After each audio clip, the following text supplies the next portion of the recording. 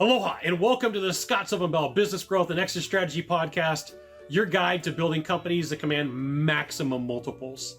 I'm Sylvan Bell, author of 5 books on business strategy and sales, creator of the Sell Framework, Scale Framework, and Driver Test. I work with owners of $10 million to $250 million companies, whether you're scaling for growth or positioning for a profitable exit. Each episode breaks down one framework, strategy, or concept you can apply this week to grow revenue systematically, scale operations, and maximize enterprise value. Let's get started. Welcome to episode number 18, why most exit plans fail before they even start. Most people treat an exit plan like it's a New Year's Eve resolution, and there's going to be something amazing that happens in 365 days, and then they get distracted, and then 30 days in, it's gone. So there's all sorts of intent. Yeah, we're going to get this done, but there's no map. There's no operation system. So exit planning fails before the sales process because it's never executed. It's never worked on. It's never prepped. It's never planned. It's talked about. And it's maybe one of these days we're going to get to it, but this is something that has to take precedent. This is something that's going to take some work and effort, and it's going to change some roles inside of the organization. So it might be it's going to be tough conversations because exit plans take work and regular business plus planning. Now, when done right, this can be absolutely executed. You may want to choose a coach. You may want to choose a consultant that's going to help you get there. These are all things that I do. But be aware that there are bumps and bruises along the way. There's decisions to make with management.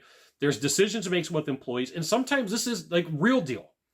This is the thing that stops people from having these conversations is like, I've got a long-term family member in the office, or I've got a friend that works for me, or I've got an employee that I feel like I've got to take care of. All these people that have these excuses tied to them can hold you back from your maximum multiple. You need an exit plan that's written as a document and not run like a program. It's got to be on the calendar. There's got to be metrics. It's owned and managed by somebody, and that's typically you plus a coach plus a consultant or the person who's helping you get to your exit. It's not typically somebody that's already in the business unless they've signed some sort of NDA and they know that you have plans and they can't say anything. Now, I'm not a doctor, attorney, lawyer, marriage counselor, or therapist, but if you're going to spill the beans to somebody and say, hey, here's what's going to happen in 5, 4, 3, 2 years, I'm planning on selling, they need to have some legal paper on top of it saying you're not saying anything with a penalty, right? This is just good business structure. And if you got questions, go talk to an attorney. They're probably going to tell you the same thing. And the sooner that you can get this done, the better. Now, one of the things that I like to see, once again, I'm not a doctor, attorney, lawyer, marriage counselor, or therapist. One of the things that I like to see is when somebody takes a management role inside of a position, there's automatically a non-disclosure agreement side to that because there's things that they're going to see inside of the business. You're going to talk strategy. And if they leave, then you're already covered and you don't have to worry about it. Once again, go talk to an attorney. They're probably going to tell you the same thing. The mistake is most business owners, they start planning like 6 months out. I get this phone call. Hey, Scott, I want to sell my business. I'm like, great. We're going to say it's last year. It's 2025. If you're listening to this in the future, just go back a year. It's 2025. And I get like, well, I want to sell in 6 months. I'm like, okay, well, what have you done? Well, I haven't done anything. I just want to sell. I'm like, okay, you're going to miss out on multiple. Let's have the real conversation. Do you got 3 years left in the tank? Well, I've got some health issues. Do you have 2 years left in the tank? Yeah, I've got 2 years left in the tank. Then it's going to take some work, but you can get done in 2, and you're going to probably get double or triple your money. You're planning on retiring and going and living and drinking some drinks on the beach, right? Yep. Well, let's get you to get the longest run possible. The same thing for you. You may say, hey, Scott, I don't like the beach. The drinks aren't for me. Okay, so you want to go live somewhere where it's cold and where you can ski for half of the year. Okay, perfect. Whatever your version of heaven is, then let's help you find and get that. You want to be ready for the sell, and you want to be able to walk up to whoever's buying the company and turn it over really easy. Exit planning, usually there's a trigger. I'm going to share with you the most common triggers that cause exit planning or somebody to make the phone call and saying, I'm thinking about leaving. A birthday. I'm going to share with you, there's a couple of birthdays, 45, 50, 55, and 60. There's 4 major birthdays that really get people thinking like, hey, I want to sell my business. Those are 4 of them. Don't get me wrong. There could be a bunch of them in between, but the 5s and 0s are the ones that really matter. A friend sells, a competitor sells, and you're thinking, man, they got out. I want out too. Your friends start retiring. So they may not have a business, but you have friends that work for a government agency or they work for a large organization, and they're constantly sending you pictures of hanging out with grandkids and going to the beach or going to the mountains. Burnout. Burnout is a real thing when you don't have the team that you need. A competitor moves in. Like, you had market share and you don't have the market share that you used to. The market shifts. You can have a pandemic. Personally, you can have a health event. Reactive planning is the thing that's going to cost you. And if I can share with you, find somebody, if you're at that 45-year age and you're creeping up on 50, you're creeping up on 55 or even 60, like, this conversation isn't like, hey, I'm thinking about doing it. Like, the earlier that you start planning, the better optionalities you have. You can time the exit for a multiple. The multiples for your business, for your organization, are going to fluctuate over the year. They're going to fluctuate with the market. When interest rates go up, multiples have a tendency to go down. When interest rates go down, the market wants to buy cheap, and they can get a better buy. They can pay more money to you on a lower interest rate. Like, as I'm filming this today, interest rates are at 6. If they went to 5, you could probably ask for a better multiple. If they go to 7, they're going to go, meh, there was an offer on the table, but it's not the same offer that we used to have. There is such a thing as an overconfidence bias where you're like, okay, well, I've got the time to do this. We're going to have the conversation. And it becomes a maybe. Maybe we'll do it. Maybe we'll have the conversation. Maybe we'll get to it.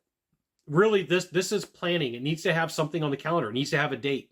Like, if you're going to go take a vacation, you know that, like, hey, I'm going to get on an airplane tomorrow. I'm flying out at 7 a.m.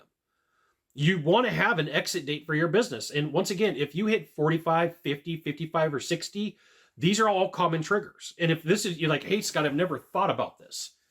Your optimal path is a 5-year prep for exit, because you could be prepared to sell in 2 or 3 years and then time for a multiple. Or you can prepare for 2 or 3 years and have a couple of mistakes happen, because this does happen. You make some bad moves, even with good intelligence. You make some bad moves. You got time to recover. You may get rid of a key person and find out, oops, we shouldn't have done that, and the business goes downhill. And it's like, okay, it's going to take us 2 years to get back on path. The optimal, like, you can get away with a 2-year exit. You can absolutely do it. It's work, it's effort, it can get done. You can get away with a 3-year exit. It's a little bit less work than a 2. You can get away with a 4-year exit. You have a little bit more optionality. But the perfect thing for me to say is 5 years. 5 years. Because I'm gonna share this, but for some people it takes 6 months to get good with the idea. So let's say you turned 45 today, and you're like, hey, I think Scott's right. I'm considering selling my business. I'm considering getting out. And then for 6 months you're mulling it over.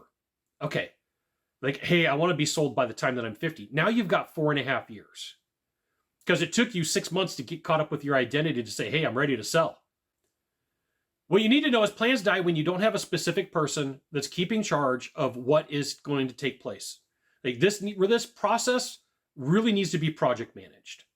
And whether it's you inside of the business and you're having these conversations and you're running the general roles and responsibilities and getting these things taken care of, or you get outside help from a consultant or a coach, whatever way that you're going to make this happen, find somebody to give you the help that you need.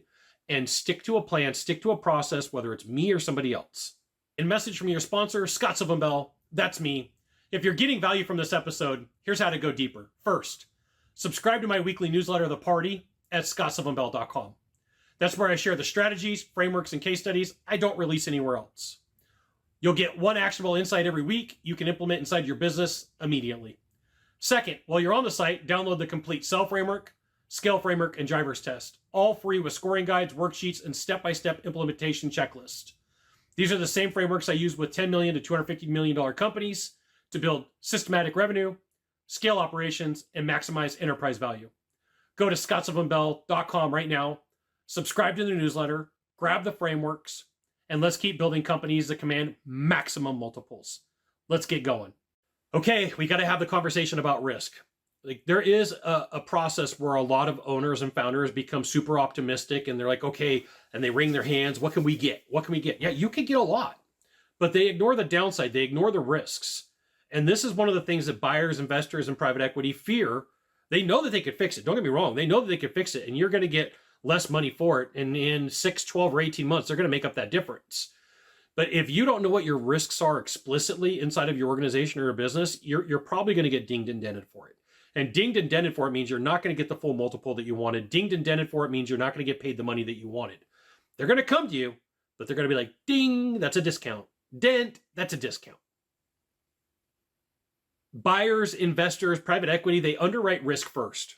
So they'll take like, hey, here's the money that's on the table. There's Excel Eddie. Excel Eddie went to a really good school, and he's got a computer formula that he dumps your files and your paperwork into.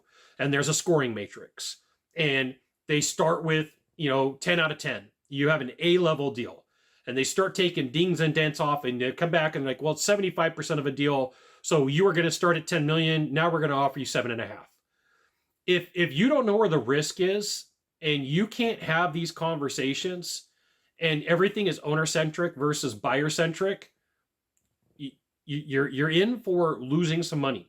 And my belief is you should get everything you can out of the business that you built instead of letting somebody else come in, fix something over 6, 12, or 18 months, and then they celebrate because it was a good deal for them. And the way I look at it, it's a bad deal for you. I mean, you may say, go, Scott, I'm just sick of it. I want to throw my hands up in the air. I want to be done. I'm willing to leave some multiple on the table. Okay, that you could do that. Or you could say, hey, if I'm going to go for the ride anyway, I should get the most mileage out of this deal possible. But, and I'm giving you this qualifier, you have to make some tough decisions. You have to be aware of execution drift. And this is why it's super important for you to have somebody on board that's managing the plan, that's taking care of what's going to get done. Because there is going to be drift. There's other problems and issues that are going on inside of your business, inside of your organization, inside of your teams. And if you're the one that's managing it and you get caught up, you're absolutely going to drift. And that drift is going to cost you in multiple. One of the biggest mistakes that I see people make is they'll say, well, we have execution plans in a binder somewhere on a shelf. That's not good enough. You need somebody to execute those plans. You want something where operations are proof that your team knows what they're doing. And if you can't point to what changed inside of the business this month and say, hey, here's where a change was made that either caused revenue to go up or down, there's some problems there. And they're going to say, hey, that's going to affect your sellability. There's a problem with your execution. We need to figure out where this problem is. I'm going to give you a list of items that you could build out a scorecard with, and there's about 8 of them. So owner dependency. If you take a look at your day, how many times do people come to you and say, hey, I need help? That's owner dependency. Customer concentration. If you have 10 clients that make up 100% of your business, but one of them is 50% of your business and they leave, that customer concentration is dangerous. Realistically, the number to shoot for, if at all possible, is less than 20%. So if one client makes up more than 20% of your base, then you have concentration risk issues. You really want to diversify your client base so that if somebody leaves, it might be a 5% ding, it might be a 10% ding, but definitely nothing over 20. Margin quality. Like how can you prove profitability over and over and over again? Yeah, there's seasonalities in some industries and services. I get that. There's numbers that fluctuate, but consistent. Can you keep a consistent margin? Can you have cadence when it comes to the books? Like I believe in an X date. An X date is this, that if books are done from January 1st to January 31st, the closing date or the X date should be the 8th, 9th, or the 10th. And what's going to happen, this happens in almost every company that I consult. There is a bookkeeper or a bookkeeping team that says we can't do it. And my answer is always this. We're going to go to a fractional company and hire somebody at 20, 30, or 40 bucks an hour. And what it's going to do is it's going to illuminate like some of the inefficiencies in the accounting department. Like you want everything to be up to date. You want to know that on any given day, you could say, hey, with certainty, my AR consistently sits around, I'm going to give you a random number, $30,000. Okay, depending upon the size of your business. And then like you have triggers in place. Like, wait a minute, AR is at 40,000. What is going on? How come, what happened? Like, oh, well, the banks were closed for a holiday and we weren't able to collect. Okay, cool. But what you don't want is for that to happen. I had a client that had 18 months accounts receivable. That was their average, was 18 months out. So they were financing for free. Like They were giving 18 months, same as cash, no interest, by just not asking for money up front. It was a consulting company. It was a type of consulting company. And the conversation was this: you have to ask for the money. You have to get part of the money, or you have to get it in stages. And the answer I kept getting told was, Scott, they don't do it like that in our industry. Like, have you ever asked? No. Well, then ask. The worst they're going to do is say no. And they were able, on all brand new clients from then on out had to start paying, a percentage of completion date. There was no longer, we're going to finance you for 18 months, same as cash, no interest. You want leadership coverage. What happens if you leave? What happens if you're gone? Like, this is the test, okay? As you're building your team, you want to be able to leave for a week. Nobody bothers you. And then you leave for 2 weeks. Nobody bothers you. And then you leave for a month. Nobody bothers you. And then you leave for 3 months. Nobody bothers you when the company runs, right? And then you document that. And there's a reason why you want to document. That's history. So when the buyer, the investor, private equity comes to you and says, hey, I want to buy your company, tell me about your leadership style. We're like, hey, we leave for months on end. We literally go to Europe. We go to Hawaii. We are gone. We don't have to be here. We're not and they go, yes, that's what we're looking for. You want processes that are documented. You want standard operating procedures. You want to know that they're not just standard operating procedures on a binder on a desk, that somebody actually can go through and say, hey, I could take these actions and do it. You want to track your KPIs and trends monthly. Buyers love to be able to say, hey, we can predict risk, right? My belief is, working with me, this stuff is all going to get put on the table. And whether you decide to sell or not, here's the thing. All of the things that get put in place to prepare to sell run a good business, whether you decide to sell or not. So sometimes people will say, hey, Scott, you've got a lot on exit strategies on your website. And I go, yeah, I also got a lot of business growth. Just because I go in to help an organization doesn't mean that it's going to end up in a sale. Just because I'm there doesn't mean it's going to be a sell. Sometimes it's that outside perspective of saying, hey, here's the things that you need to do to get a cleaner operation going to be more profitable. Right? Maybe you don't know this. Outside perspective, it's really easy to get caught in the weeds in your own building. It's really easy. When somebody else comes in, you're like, I don't know if you know this or not, because I've seen this happen. But there's a couple people who consistently sit in the break room all day and they do nothing. Like, they're on your payroll. What are they doing? We didn't know that they were sitting around all day. Like, well, who's minding the shop? Well, that manager or supervisor is busy doing all of their work, and then there's 2 or 3 employees sitting around. That's a rare example. It doesn't happen all the time, but I want to give you some places where you could take a look. So if you're going to do a 5, 4, 3, or 2 year plan, the first year is going to be stabilize. Like, you need to get some stability and document everything you can. There are all sorts of computer programs today that are low dollar. And when I say low dollar, we're talking less than $100 a month.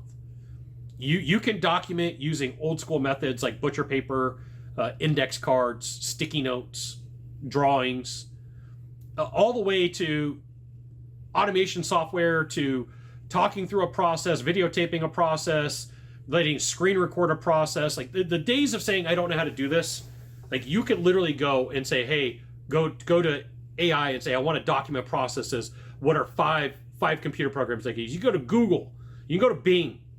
The days of excuses, like, they're not there anymore. I really want to help you out. Year number two, delegate and improve repeatability. Make sure that these things are taken care of. Just remember that you're doing 90-day sprints. You're doing quarterly sprints. You're doing some sort of quarterly planning. So every year you have at least four things that you're working on. And it may be by department. So if you have 4 departments and you have somebody running this, there might be 16 things that you're working on inside of your business. And just because you're given 90 days to do it doesn't mean it needs to take all 90 days. That's a mistake too. Year 3 is optimize buyer appeal and widen the optionality. The point is consistent. You want consistent evidence. You want people to point and go, yep, that could be done without you. And not last minute polishing. Last minute polishing can be seen. Like, everybody thinks like, oh my goodness, I can cover this up. No, there's a feel to it. There's a feel good to going into a business that has good cadence. There's a feel of going into a business that got good SOPs. And people who've seen it repeatedly can go, yep, this feels right, versus no, it doesn't. Right? It's like school teachers. School teachers can listen to an adult and go, they're lying. Because for years, they dealt with little kids and they learned the patterns. Buyers, investors, private equity, they see these patterns. So your exit plan doesn't fail in the sale process. It fails in the weeks that you don't execute. If you've got time, take the time to execute. This week, take a look at the roles that need to be fixed and assign an owner. And if it's you, it's really got to get done. Add a metric to the dashboard. Schedule reoccurring readiness meetings or red team meetings, and make sure that they don't get canceled. There's going to be a point where something else happens, and you're going to have to say which is going to take precedent. We've got exit planning, aka growth planning, because it's the same thing, or we got an emergency. Well, that's why year one is all about stabilization, because you really need the time to put in the effort to get the growth that you need. Mahalo for listening to the Scott Sylvan Bell Business Growth and Exit Strategy podcast. Here's what's available to you right now. First, subscribe to this podcast so you get every framework we release. Second, visit scottsylvanbell.com to access the Sell Framework, Scale Framework, and Driver Test. All free with complete scoring guides and implementation worksheets. Third, subscribe to my weekly newsletter, The Party, where I break down strategies and frameworks you won't find anywhere else with one actionable insight every week. Go to scottsylvanbell.com and enter your email. And if this episode added value, share it with another business owner building a $10 million to $250 million company. Until next time, keep building companies that command maximum multiples. Aloha.